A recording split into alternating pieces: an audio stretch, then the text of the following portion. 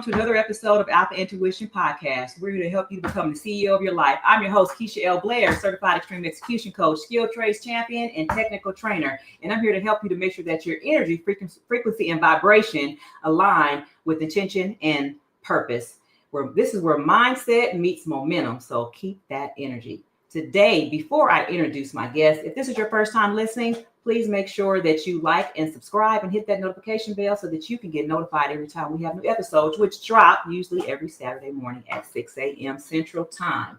Now, today's guest is a powerhouse in the world of real estate and transformation. She is a real estate expert, investor, coach, podcaster, and author of A Beginner's Guide to Financial Freedom Through Real Estate. She's known for helping families relocate, empowering corporate women to leverage their 401ks, and guide athletes to building long-term wealth through property ownership. She's also the creator of the 5S framework. She's bringing high energy and clarity into every space that she steps into. Today, it is my honor to welcome Miss Dana Spencer. Miss Dana, what is up? How are you?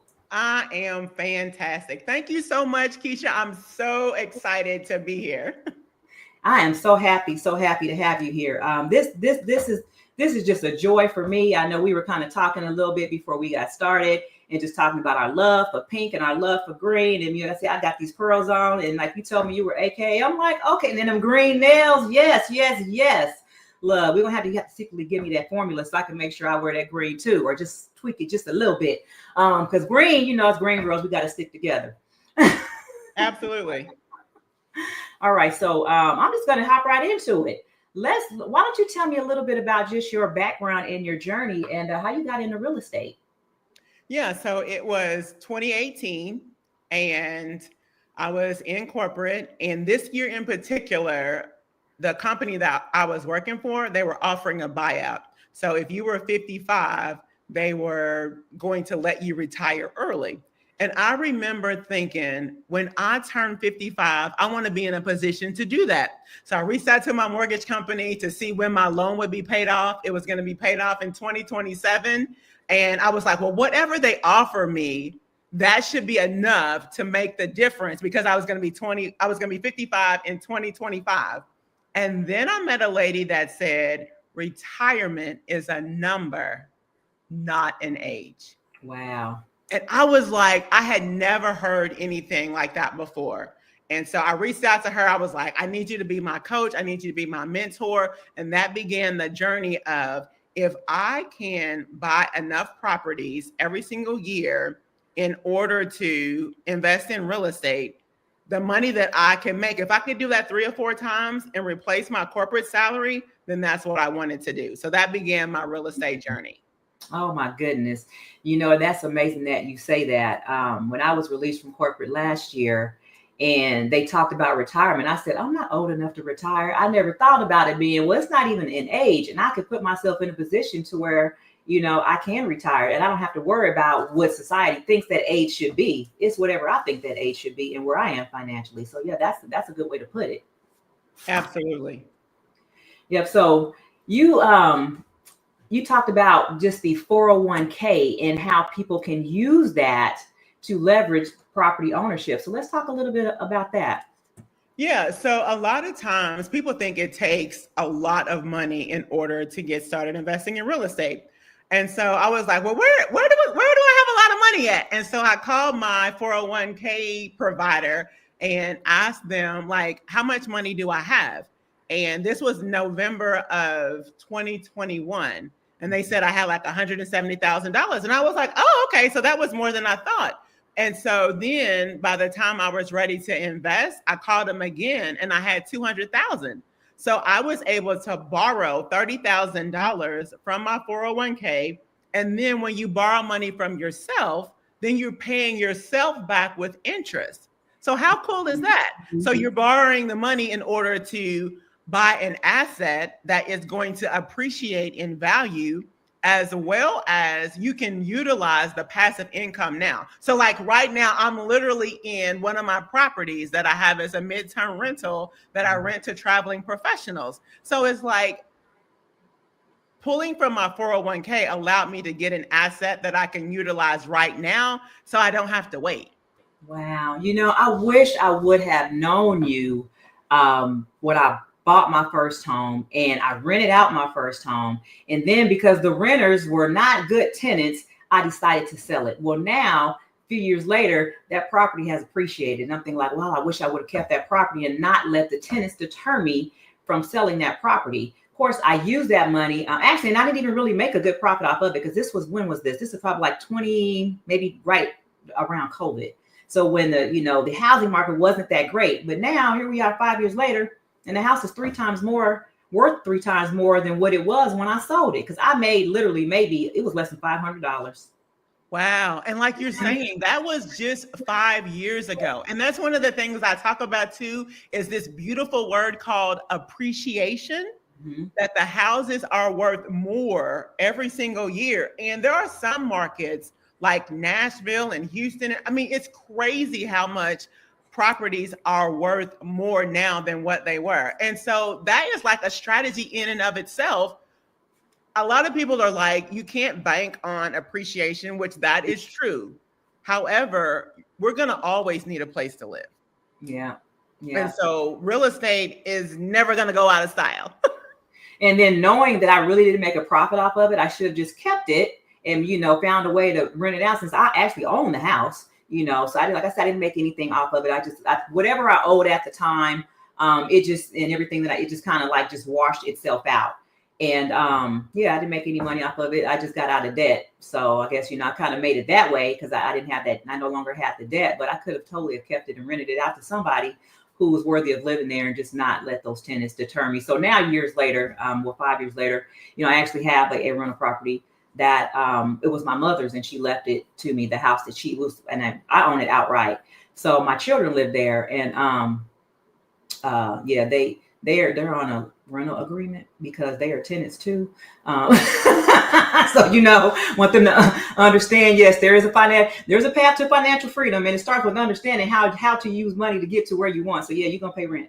Well, and I love that. And so that's another one of the principles also is that real estate gives you options. Yes. Because your mom left you that property, now you have the option of deciding to rent it out to your family members or your children.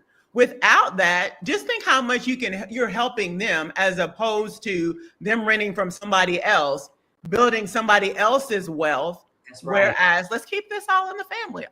That's one of the best parts about real estate as well, is that it gives you options. Yeah, and I'm gonna tell you this. So, and a lot of people don't even realize that, like you said, you're keeping the money in the family. Where some people, they'll get what's what I'm looking for. I'm gonna say not angry. What's what I'm looking for? They'll get, I'm just gonna say jealous because they'll think that, or envious of, let's just say you had a family member living in your house. Well, I don't want to give you my money, but you'll take it and give it to somebody else because you don't want to help your family member. How crazy is that? I mean, I'm putting you in a financial position as well because I'm helping you. Whereas if you go somewhere else, your rent could possibly be higher.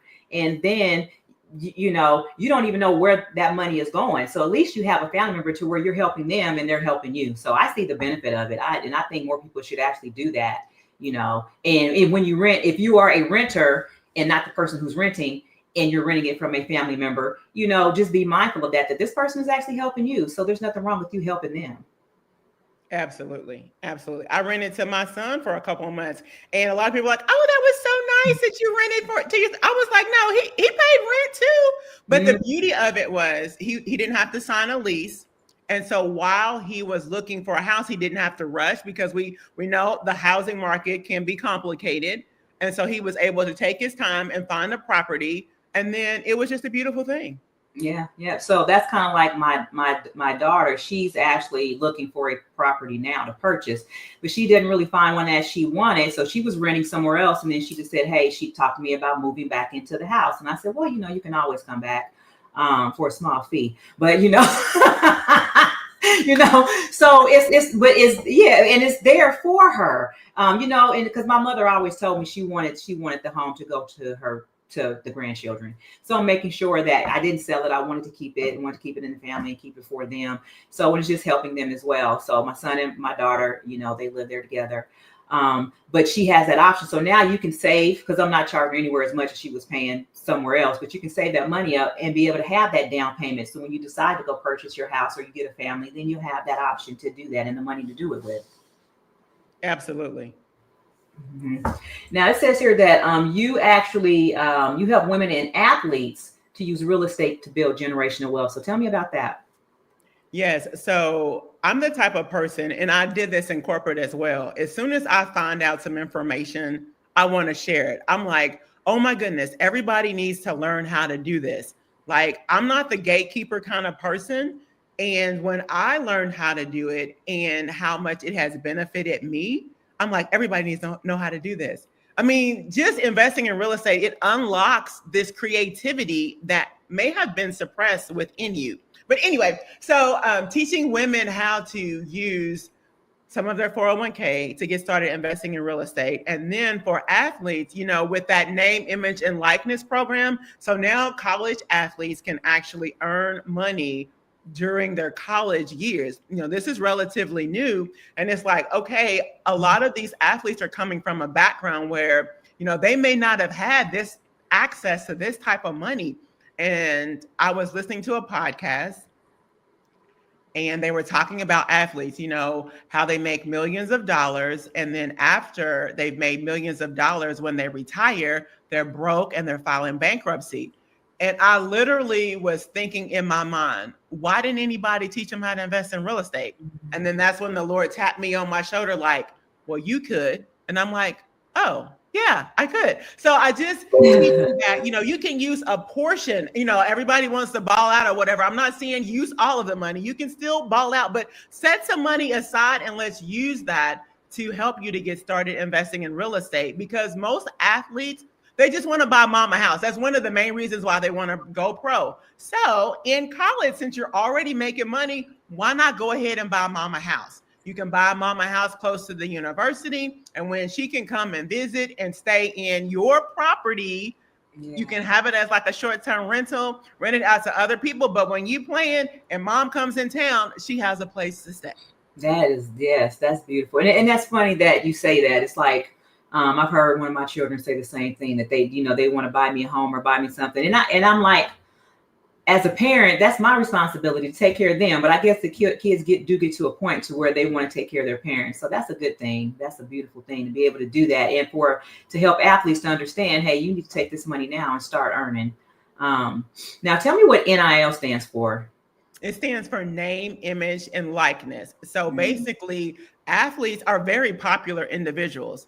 And so they're just able to utilize their abilities, their platforms, because chances are they have, you know, more followers on social media. And so businesses can partner with these athletes and help to market their particular product. So for example, I have an online course. If there's an athlete who is like, you know what, I would like to help promote her online course via my platform, I give them a percentage of the proceeds that they're able to bring in, because people have seen my link. So I'm able to give them an affiliation link.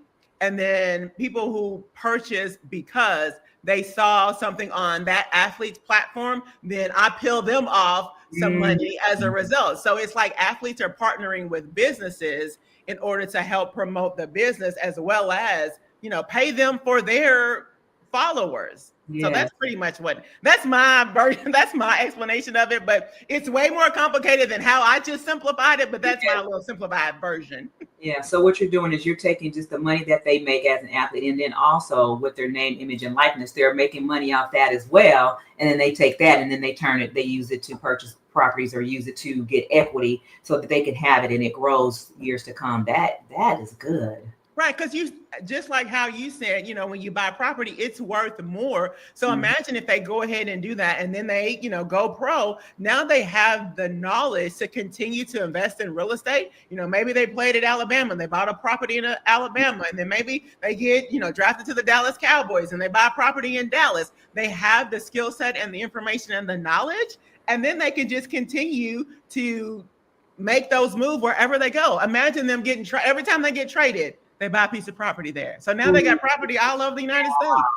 And in Airbnb and doing whatever you want to do, VR, BO, just doing whatever to make that money off of it. Oh, that is That's good. That's good. Yep. A lot of athletes need to hear that because I know we hear stories about athletes getting multi-million dollar deals, and then years later they end up broke. How do you get broke and you had $200 million? I don't get it. I don't get Because it. nobody taught them, because how many people have $200 million? Even if we were to have $200 million today, like I would definitely invest in real estate, but you don't know what you don't know, right? And so just educating, even on my podcast, there were several women athletes that I interviewed who said, man, I wish I had bought some property while I was overseas. You know, they were like, oh, we had time. We could have learned some skill set. We could have learned how to do some things. They wish they had invested in real estate when they had the money to do so. Now, some of them are struggling financially because they weren't able to make wise decisions when they were balling out. No pun intended. You know. So your book, A Beginner's Guide to Financial Freedom Through Real Estate.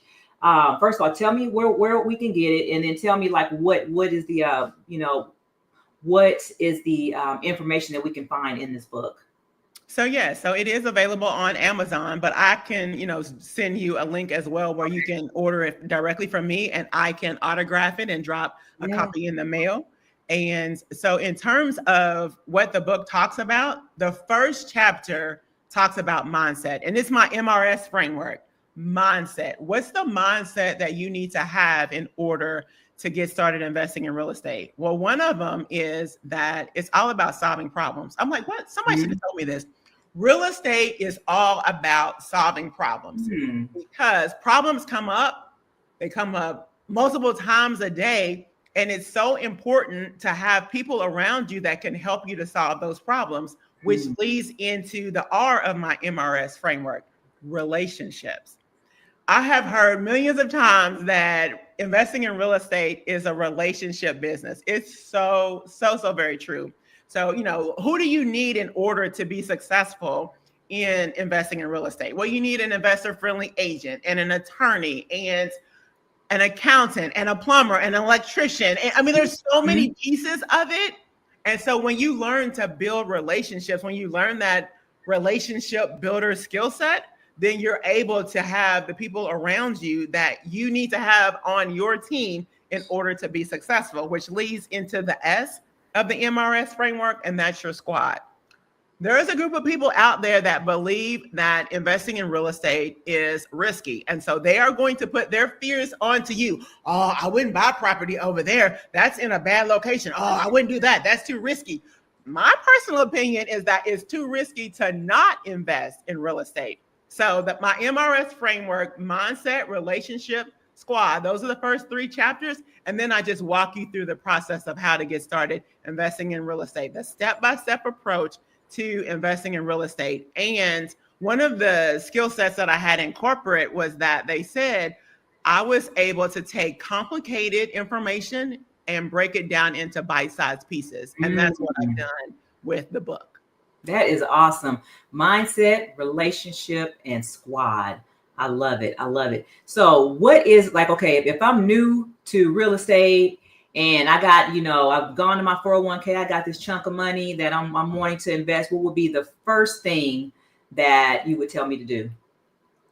The first thing that I would tell you to do would be to get with an investor-friendly real estate agent, because they are going to be the liaison between everything. They're going to be a good investor-friendly agent. And when I say investor-friendly agent, there are agents that primarily help home buyers. And that's great because it's 2 different mindsets. The mindset of an investor is, I'm going to help you to run the numbers. I'm going to help you to understand what the price point is in order to make that the bid on to create a contract, because there's a specific amount that you need to pay for the property in order to make money. And I teach this also in my online course, the Financial Freedom Cheat Code, because the old timers would say you make your money when you buy. And I didn't understand what that meant. So I kind of just tucked it in my brain, like, I don't want to ask what that means, but I don't understand it. So I'm just going to tuck it away. So you make your money when you buy. So when I was creating the course and I have a spreadsheet that breaks down all of those pieces, and then literally on the spreadsheet, you can see where based off of how much you pay for the property, it directly impacts your profit. It's incredible to see it. And so it's so very important to work with somebody who is aware of this. And so that's why I say an investor-friendly agent, because they have property and they can connect you with the people that you need to be connected with, because one of the main pieces of the puzzle is a lender. So they're going to be able to know lenders that work with investors so that you can get pre-qualified for a dollar amount. Because even though you have the money from your 401k, you don't want to use all of it. You want to use what we call other people's money. You want to use your money for the down payment, but for the bulk of it, we want to use other people's money, and lenders are the people who we need to connect with in order to get pre-approved or pre-qualified to loan us the rest of the money. So definitely the first step would be get with an investor-friendly real estate agent. I like that. That's OPM, other people's money. Other people's That's the best kind of money to have, right? Somebody else's money. So yes, that is interesting that you say that.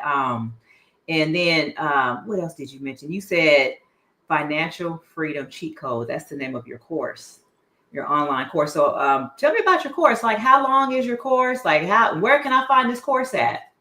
Yeah, the financialfreedomcheatcode.com will take you to, or my website, coachdanaspencer.com. And the first part of the course gives you the access to the flight assessment.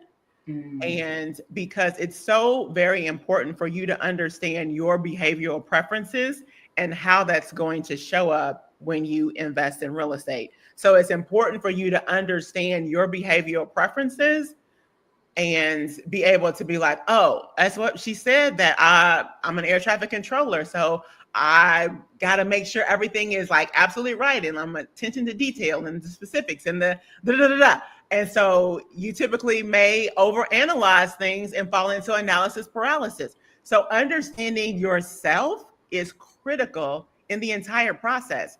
I'm not saying I'm the only one that addresses your behavioral preferences before you get started investing in real estate, but yeah, I might be. And so then with the course, it just takes you through small videos, because, you know, we don't want to look at anything that is super long. So it's just bite-sized videos of the process of investing in real estate. The longest video probably is the one about the spreadsheet that I was telling you about. And the devil tried to get into that. I'm telling you. I flew to Atlanta and I was able to, we recorded the videos and everything, but that video kept messing up. I got tired and we had to take a break, and I'm like, Lord, you know, this is the most important part of this entire course. This has to be right. And so praise the Lord, we were able to finally get it right for you, because I just want to make sure that you understand everything about investing in real estate, and it's not specific to an area. So I'm in Louisville, Kentucky, and I was in Atlanta when I was recording the course. So I use a zip code from Atlanta just to show you how to find deals no matter where you are. So all of that is in the course, because that's one of the main things people are concerned about. Well, where do I find deals and how do I know what's a good deal? So I help you to understand all of that in the course. I love that. I love that. And so in case y'all didn't pick up on it, Dana, she's an extreme execution certified coach, just such as myself, and that's how we connected. That's how we met. So when she's talking about the personality assessment, the flight assessment, that's what it does. It helps to break down who you are from the inside out. So, and I'm going to say this, I bought about 5 homes in my lifetime. I don't know of anyone, real estate agents, that's talking about learning who you are. They just want that, you know, because they just want that money. But it's like, you know, that's what it's more about. What you want as far as a home, and then how much money you have, and to put you to the lenders. But never have I ever had one try to tell me, hey, take this personality assessment so I can see who you are, because that actually helps you to understand me and how to talk to me and how to communicate with me as the investor, or as the person that I'm working with, because I've had a disconnect with some of the people that I've actually, and I still use my purchase homes with them. So, you know, line their pockets well, but it didn't seem like it was always a synergy there. So yeah, I like the fact that you do that. That is excellent. Yeah, and like you said, and everybody's not your client, but understanding people is so critical. Whether you're investing in real estate or you're buying that first house, because once I understand you, now I can communicate with you differently. I know that you're going to need the facts. Whereas if you're a flight attendant, you're just going to be like, oh, I love the house, this and the other. And then I have to like, help bring you back and make sure like, no, this one doesn't have this. You said you wanted this.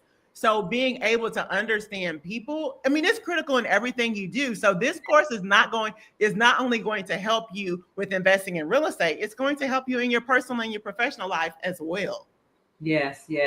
And the more, I've been an extreme execution coach for right about a year now, and I'm just learning it. And you mentioned you've been at least for 3 years. So I'm learning more and more every day about myself to help me connect with my clients. And I use mine for the technical world, because that's one thing, on my side, on the construction side, and on maintenance teams, people, we're an afterthought. People don't always think about the maintenance teams. And one thing that's not out there on the construction side is HR. So there's not, those emotional intelligence, those soft skills, they don't really get into that. So that's what I use mine for as well. So we can use this tool in every situation. So I love the fact that you found a way to use it in your real estate business. That is amazing. I've never heard of that. I think you are the first.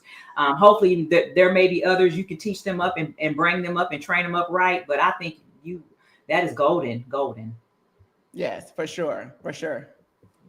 So now I know you mentioned some frameworks. You mentioned the my MRS mindset. There was another one you mentioned, but I want to talk about the 5S framework. So tell me about your 5S framework. Right. So one of the things that I kept hearing about myself was, I love your energy. People were like, I love your energy. I love your energy. And so then I was like, is energy a gift or can it be taught? And so then I just began to just like ask myself these types of questions. And then I started following this lady on social media. Shout out to Ashley Kirkwood. Okay. And she was just talking about how you can teach skill sets to corporate, like soft skills. And so then I was like, is energy, can I teach energy? And so then I just began to just think about the importance of energy. And then I just started, how we do when we started thinking, I was like, just smiling. Smiling is contagious. What if we smile more in the workplace, right? Yeah. So smile and then sleep. Like we have to figure out exactly how much sleep we need in order to be the most effective. For me, I figured out it's 6 hours. 6 hours is my sweet spot. When I get that, I'm at my top performance ever. And then small. This is the one we don't like. I did a 10-day cleanse and just drunk lemonade. So the book was called The Master Cleanse, and it was all about how lemons have all of the nutrients that you need. Yep. And so you also feel your best when you don't eat as much. So smaller portions. Right? I know we don't like that, but I promise you, I felt my best when I was eating less. Oh, that was a bar. Yes, I like it. My best when I was eating less. And then, of course, the self-awareness piece, and that goes into the flight assessment, understanding yourself and being able to communicate better with others, because our perception of ourselves is far different than how other people perceive us. And once we understand that, then we can make those adjustments. But if we don't understand, if we're not aware of ourselves and how we are showing up, then we're not able to make any adjustments. And that's why there's so much chaos in the workplace, because only like 15% of people are really self-aware. So how about we increase that number so that we can get along with one another and infuse some energy in the workplace? And then finally, the last S is similarities. Like we are more similar than we're different. Right now, everybody is focusing on our differences. And what is that doing? Bringing strife in the workplace. How about we focus more on how we're similar and we can learn to get along better, because we're really more similar than we are different. So let's stop focusing on our differences and start focusing on our similarities. So that's my 5S framework. Oh, I love it. I love all that. Of course, me being an electrician, I love energy. I talk about energy, frequency, and vibration all the time. So yes, energy is a good thing. So, and even in extreme execution, our principles are called joules. And people don't even know this, but a joule is the measurement of energy. So just to have that, yes, that's what a joule is. It's the measurement of energy. So just to have, knowing that we're in this community to where it promotes energy and talking about energy. And my, me, Keisha the electrician, I just saw the KTE, and then to me it's like, keep that energy. So I use it as a as a dual thing. The KTE, Keisha the electrician, they keep that energy. So when they see that KTE, yes. But then you talked about smiling. Smiling is very contagious, and sometimes a smile, even when someone is angry or may not be there with you, if you just smile at them as opposed to matching their energy, no, you go ahead and you keep it.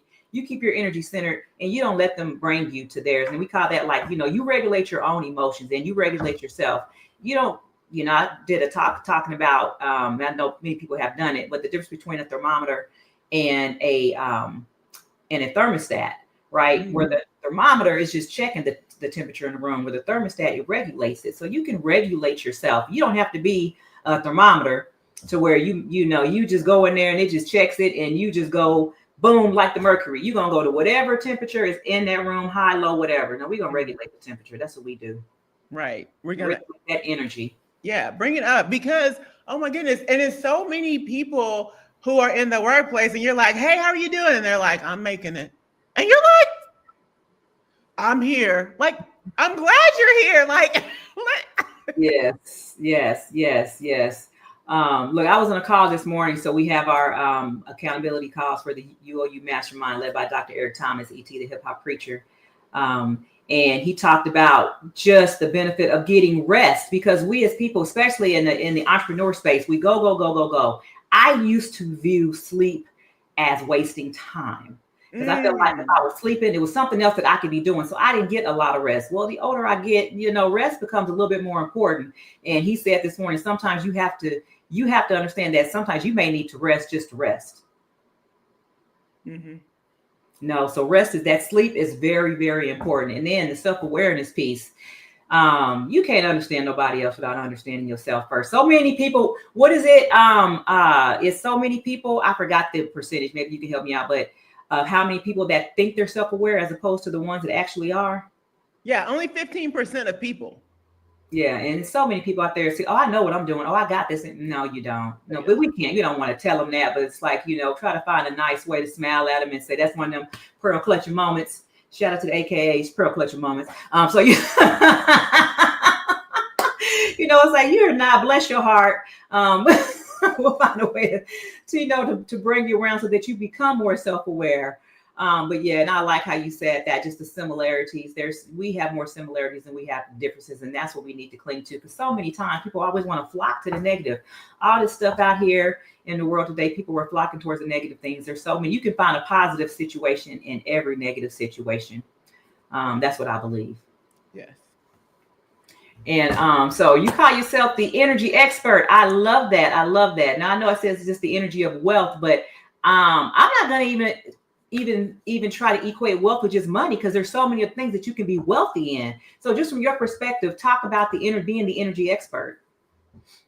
Yeah. So, and I love what you said about regulating, because we have to be careful about our surroundings and who we allow ourselves to be around, because we've heard that your net worth is in your network. Mm-hmm. And so, and I said like this, if you hang around 4 broke people, then you're going to be the 5th all day.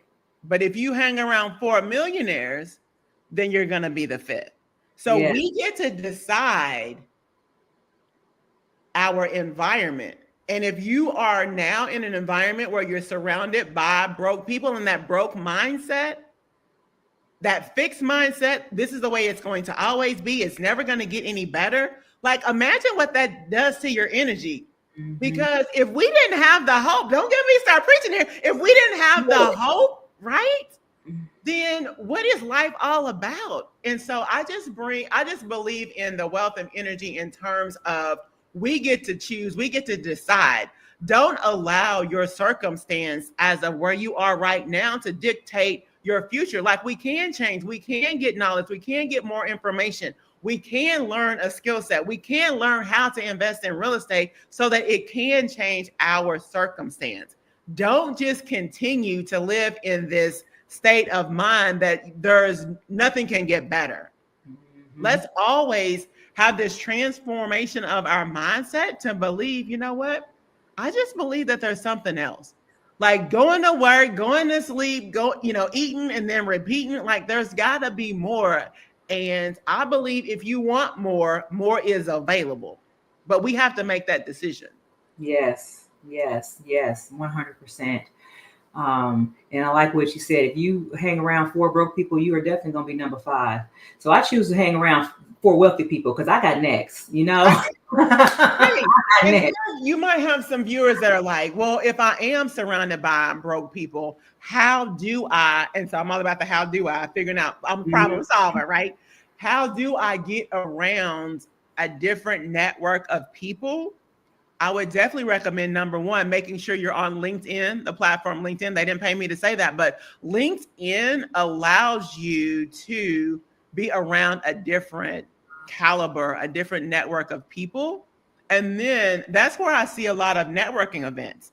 So you can find networking events that are close to you, and there's Chamber of Commerce events where you can go so that you can start to diversify your friend group and make you some new friends and change the people that you hang around. Those are just a couple of suggestions, because I know some people out there that are like, oh, how am I supposed to do that? And so I just wanted to share a couple of tips on how you can change your network.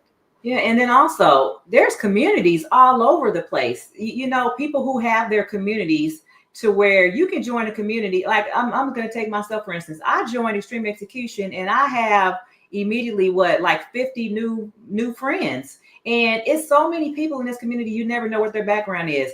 You being a real estate investor, you know what I mean? Me being an electrician. There's different types of people in all of these communities. So join a community, and you know, some of them cost more than others, but there are some to where they're very inexpensive. I'm gonna talk about Terry Cowser. Terry Cowser, she has the Wealth Warriors. I think her community for me, it's like $10 per month. That is nothing. And she's dropping all kind of games. She has all these different lives and everything. So, and it's so positive. She's another green girl, you know, loves green.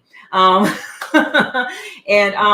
she talks about just the benefit of financial wealth, just like you. So I saw her at Next Level Speakers Academy. Shout out to Next Level. I'm one of their members too. I'm in all these different communities, but I digress. So I saw her on stage and she spoke, and then I saw her Extreme Execution. I'm like, oh, well, she family. So you get into these communities, you got to start. And I didn't know the people that I know now that I hang around. I didn't know them a year ago, but I had to start somewhere. You got to start somewhere. So you get in one, and then you find what works for you. And then eventually, like you say, like attracts like. Birds of a feather flock together. You will find people who are like you in these communities. Yes, I love that. And just like you said, and then don't just be the fly on the wall. Like start conversations with people. And I know some of my introverts out there, I'm gonna come for you right now. It's okay to talk to people. And I'm gonna give you this one tip. Just smile. If you smile at somebody else, that kind of opens the conversation, as well as compliments. That's a real easy way. And genuine compliments. Like don't, if you don't like something, then don't compliment. But just simple things like maybe you like eyebrows, or maybe you like teeth, or maybe you like jewelry, or whatever, something that you like in a person, and you say, oh, I love your pearls. I love that green t-shirt. That looks so good on you. Like find a way to compliment people. And that really typically breaks the ice very, very quickly. And then it makes having a conversation a whole lot easier. That's so good. And I'm going to tell you this. So I don't wear my glasses all the time. And then when I don't wear them, I squint. And when I squint, people used to tell me, she look mean. She's mean. Man, I'm not mean. I just can't see. So I had to learn to start wearing my glasses so I can not look so mean. I'm not mean. I can't see. I can't see. I'm saying, well, she looks so mean. I am not mean. I just can't see. I don't know who you are trying to talk to me. So I put my glasses on so I can be a much friendlier person. Yeah, that's that perception. That's that other people's perception of you. So that's a lot of the self-awareness as well. You're like, if no one ever told you that, you would have been going around looking mean and everybody thought you was mean and you're not. So yes. I digress on the self-awareness, but it's just so important.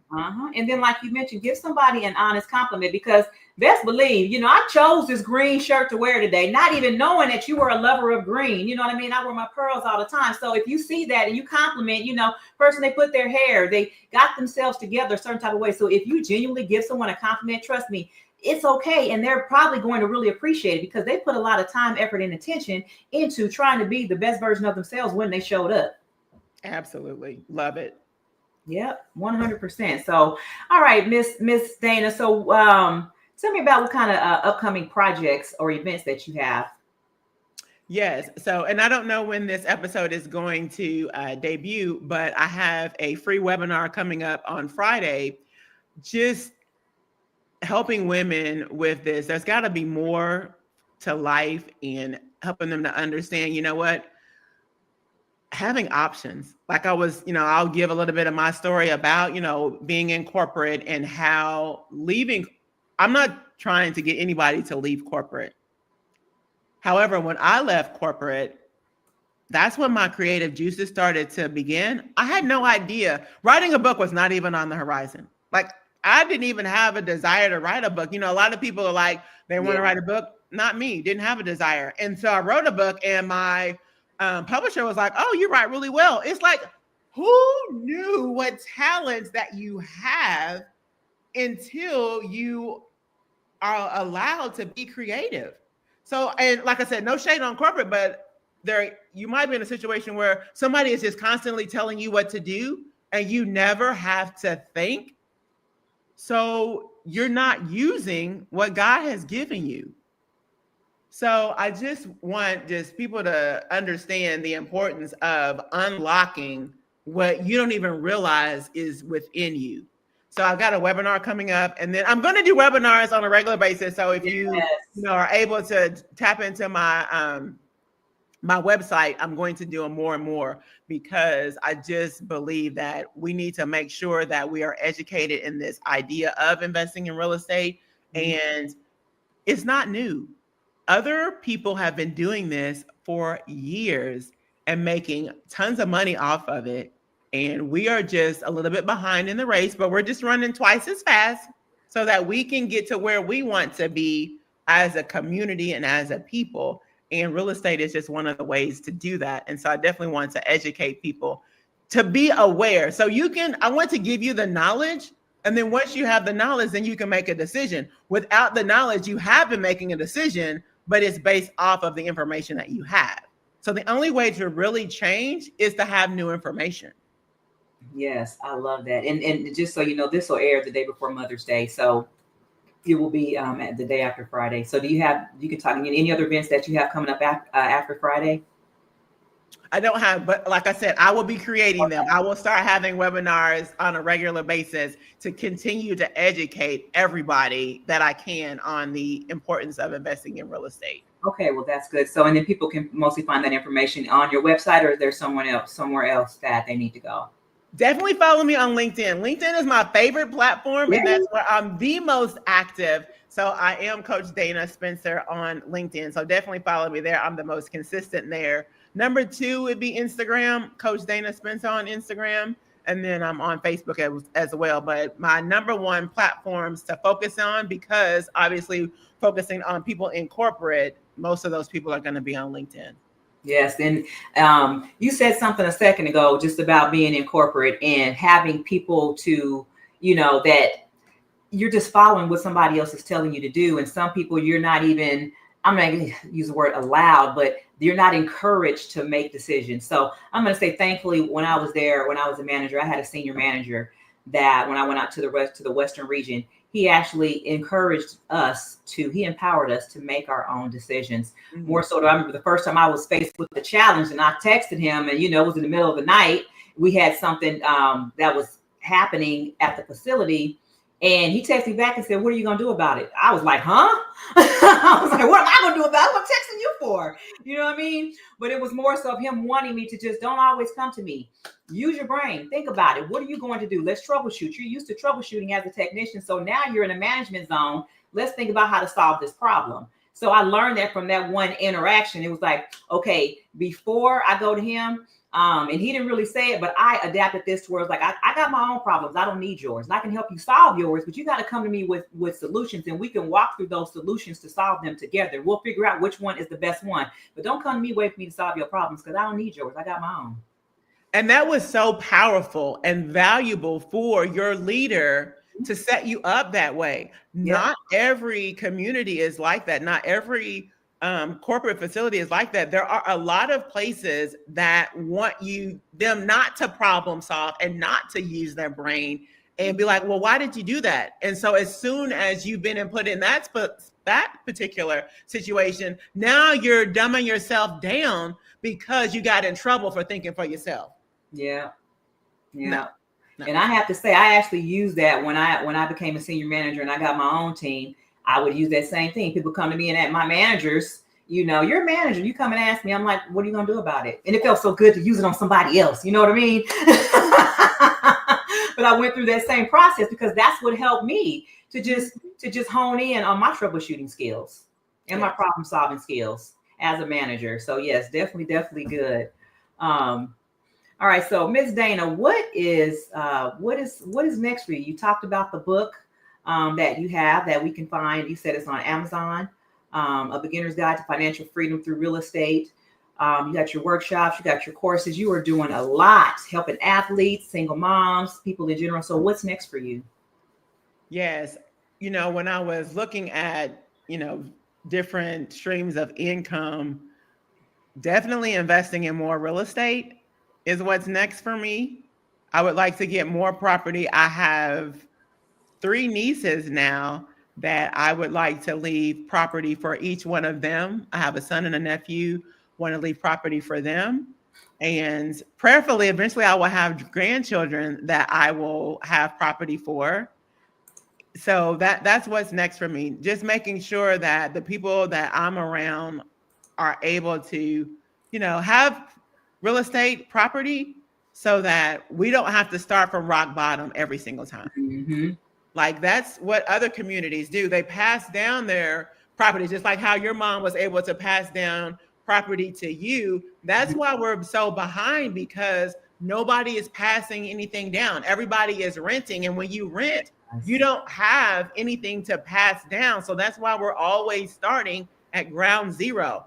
No, the Spencers are not going to start at ground zero. Like we're going to be up. Because just think, if I buy a property for, my grandchildren, and then once they turn 18 and I, give them the property and it's paid off, they get to decide if they want to just live there or if they want to go to college. Like it's giving them more options because they had a grandmother that plans for their generation. Mm-hmm. That's how generational wealth happens. Yes. Because somebody has to decide, I'm going to help out the next generation and I'm going to position myself in order to do that.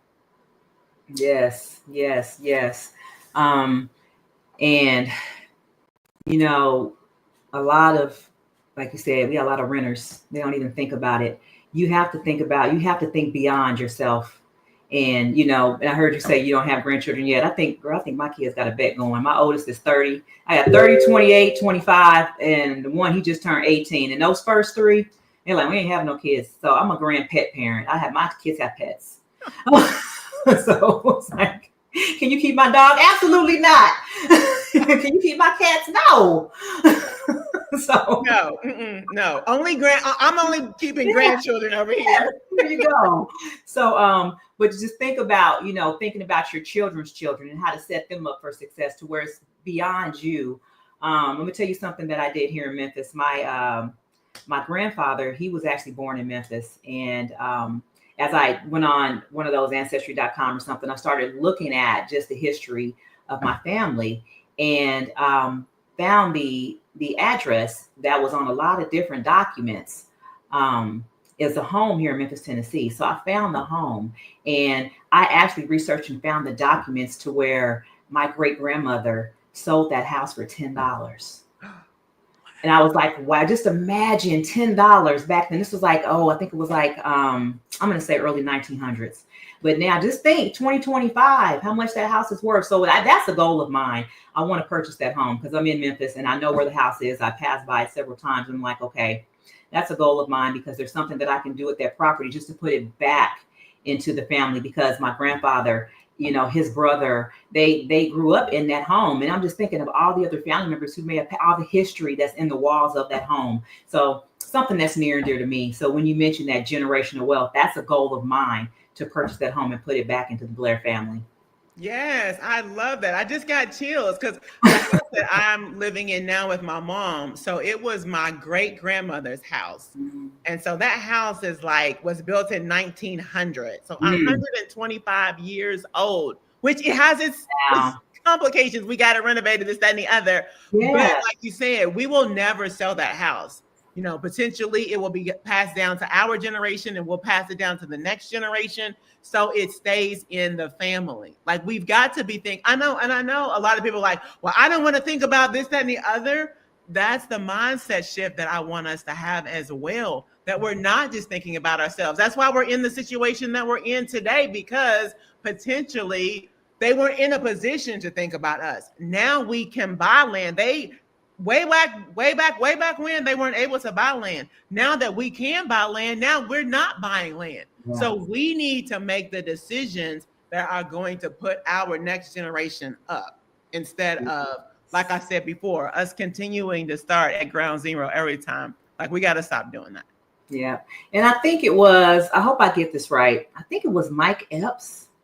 I think it was Mike Epps, may have been somebody else, but they went back to the area, to the street that they grew up on. And he bought the houses on that street and renovated all the homes. I think it was Mike Epps. I may have that wrong, but he bought all these homes. And I'm like, that is so, you know, just touching, that you would think not only your home, but all the houses in the neighborhood that he grew up in. I was like, wow. I mean, once I become a millionaire, we're going to speak that into existence. That's something that I think about doing too. Because the house that I grew up in was actually in Los Angeles on 87th Street. And after my grandparents passed away, her children, they sold it. But there's a lot of history of us being in that house. And I haven't even been back to visit the home. I don't, you know, one day I'll be ready, but I don't think I'm ready yet to go and visit it, just to see that it's no longer in our family, because there's a lot of history that's for our family. A lot of stories, you know, of us running around as kids and all kind of stuff in that house. But yeah, so that's definitely a goal that people should strive to just, you know, keep these properties in the family. Make sure we have that as generational wealth to pass down to our ancestors, just like, you know, other communities and cultures do. And so, and when we think about athletes, a lot of them come from, you know, poor parts of town. And so to make some money and then thinking about buying property in where you grew up at and turning that around, like those are kinds of things that we want to be able to say that we did, right? Instead of just making all this money and then we'd have nothing to show for it. Imagine buying up the block and, you know, putting people in those houses that you want to put in the houses. You get to decide who is renting those houses. Like, you see how empowering that is, instead of being, oh, this is what your rent is going to be. Like, now you are the problem solver, you are the decision maker, and you can really make some moves that are going to be impactful for generations to come. Yes. Now I'm sitting here envisioning that. It's like, wow, that would be a profound and powerful thing to just buy the block, you know? Which I bought the block. So yeah, buy up the block. I'm buying the block. That's a big money move right there. Absolutely. And people have the money. It's not, and don't even think about money. Other people, there you go. And you know, thinking about it, and you you get wealthy, you spend all this money, you waste it, and you're not investing it. Because even though, you know, I try to teach my son now, he has a t-shirt business and a snacks candy business that he has. So I talked to him just about profit and loss and how to take your inventory and how to reinvest into your business. You can't spend everything because now you spent your startup fund. You know what I mean? So him being young, 18, just to talk to him about different things like that at a young age. So I hope he carries that on, because these are lessons that I didn't learn. I learned from trial and error as I got older, but I didn't learn them when I was a teenager. I didn't think about being an entrepreneur at 17 years old. You know what I mean? Or if he was 16. Yeah. So he's been an entrepreneur for a little longer than a year and maybe like 2 years now. So just to have that, and, parents, me and his dad, we encourage this to make sure that he has his own. And he got accepted. He's graduating actually May 17th. So proud of him, and going on to Clark Atlanta University. But he wants to major in fashion design, which is totally good. I tell him, look, do what you want to do, follow your passion, but you know what, just make sure that you have a way to fund your dream, right? You can have it, you gotta find a way to fund it. So real estate, I know, is something that he's interested in as well. And then, like I said, he has the entrepreneurship. So him just to have that mind and to try to cultivate that talent early, I think that's just, something that's good. So I'm definitely going to make sure that I get him your book so that he can read your book. Because I got a whole stack of books of people that I know back here. So I'm going to get your book and have it added to that collection, because I think that's definitely something everybody should know about. You got to have that beginning foundation of knowing what to do with your money once you get it, whether you inherit it, whether you earn it. Whatever the case may be, you got to know what to do with it. Absolutely. All right, well, Ms. Dana, my final question that I have for you. This name of this show is called Alpha Intuition. So when you hear that phrase, that name, what does it mean to you? Yeah, that's a great question. When I think about alpha, the first. So what's your first intuition? What comes to mind first? It's like, in terms of making a decision, in terms of what's your next move going to be, what's the first thing that you should do? Because chances are that first intuition that you have is going to lead to the next one, which is going to lead to you really walking in your purpose. So let's take that first step, that first initiative, because otherwise, if you don't make the move, because like people were looking at me like, oh, you quitting that? Like my next raise would have been a six-figure job. You quitting that good job? You quitting that good job? But if I hadn't quit that good job, I probably wouldn't be sitting here today talking to you all. Mm-hmm. So make that first move, whatever that looks like for you, and stop being so stagnant and complacent and comfortable. Yeah. Your true potential is outside of your comfort zone. So make that first step. I love it. I love it. I love it. That is profound. That was a mic drop. Make that first step. That is amazing. Well, Ms. Dana, I want to say thank you. Thank you so very much for joining me today. Thank you. And you guys, make sure you go out here, you go get her book. You make sure that you follow her on these platforms. Go join this course. You need to take this little money and let it make some big money for you. Learn how to turn that money around and let it work for you. And start with using other people's money. Okay? Other people's money. So, all right, guys, that's it for today's show. And I really hope that you guys found the topics to be helpful. Once again, thank you, Ms. Dana. And as always, my listeners, you guys know I love hearing from you. So just make sure if you have any questions, especially about real estate, you want to know how to find Ms. Dana, put it in the comments and I'll make sure that we try to answer those for you. I'm also going to drop the link to where you can get the book and her courses in the bio or in the comments, and I'll pin it there so that you guys can find it.